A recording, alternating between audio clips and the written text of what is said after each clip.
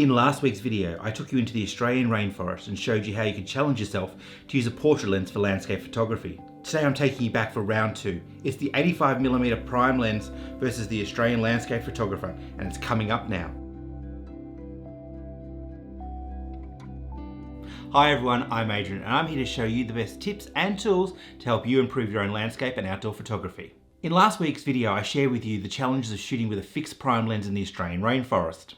Today I'm going to show you with some patience and refining your composition, you really can use a portrait lens for landscape photography. Make sure you stick around to the end because I'm going to show you my number 1 tip. But with that in mind, let's head back into that beautiful rainforest.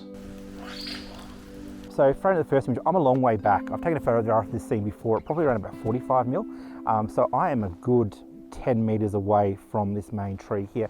And the one thing about using an 85 prime or an 85mm lens, or this focal length in general, is the compression it gives. So those trees, that presence of that mountain ash and the beech myrtles to the side here, there's another beech myrtle there, and further back got some other mountain ashes in the distance in the fog and mist. I think the other thing that I really like about this scene is obviously the fog is being compressed as well, and we've got a nice little bit of soft light coming through here to the tree canopy on some ferns and bracken and stuff at the base of this beech myrtle here as well. So we're looking at mid-range aperture to start off with, f8, 1/5 of a second, ISO 640, slightly underexposed as well. Let's take that shot now.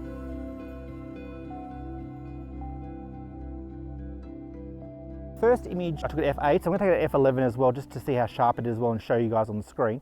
So we're now at f11, ISO 640 and 0.4 of a second. So there's a little bit of wind at the top of the tree canopy, but down here there's a little bit of breeze now. So we'll just wait for this breeze to blow through, then we'll take the shot and then compare both those images, so f8 and f11.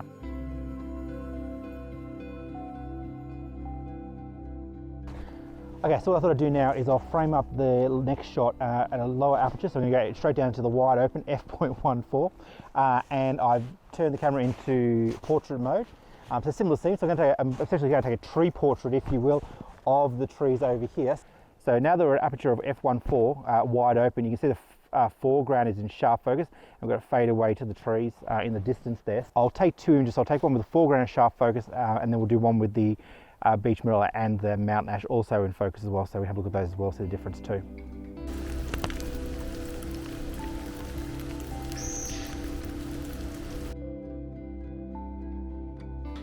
Such a beautiful rainforest. In a second I'm going to share with you my number 1 tip as how you can use a portrait lens for landscape photography. But before I do, I want to check in with you around your own landscape photography. What tips would you share with our community around how to improve? Leave a comment below because I'm really keen to hear from you around how you're improving your own photography. Looking back over the photographs I took on that trip, I realised how challenging it actually was. You know, I want to be transparent and honest with you, and I often use a telephoto lens, so I didn't think for a moment that using a fixed prime lens at 85mm would actually be that challenging. But as you saw in the first video, it really was quite a struggle for me to actually compose an image that I was really happy with. And looking back at those first images, some of the challenges I had was really creating that separation, getting the balance right in the frame, and whether that was purely because I was caught up in the moment, I'm not really sure, but it really did provide a quite challenging experience for me. And in today's video, you could argue whilst I'd shot a similar composition of that location previously, that it was going to be easier for me, but I think the real difference between the 2 sessions was actually the fact that I stopped, I slowed down, I really assessed the scene and was much more patient in how I approached what I wanted to compose within the image. And by slowing down, you're able to really, decide on what you want to include in the image and what you want to exclude. And I think that's probably certainly one thing that contributed to my success on the second round. So my number 1 tip is, and portrait photographers do this so well, is back up, back up, back up. And I don't mean on your hard drive. I really mean stop, walk back and assess your scene. You can see in the second set of images that I took today that I was much further back from the subject. I really sat and thought and composed my images to ensure that I made the most of that situation. I looked at the trees as I was taking their portrait. I did the same in my own local forest a few months ago when I shot close to home. I'd encourage you to approach forest and woodland photography in the same way, even if you're using an 85 fixed prime lens. It does help to move past the chaos and see more clear images. If you enjoy Australian landscape photography, I'm currently building out a playlist.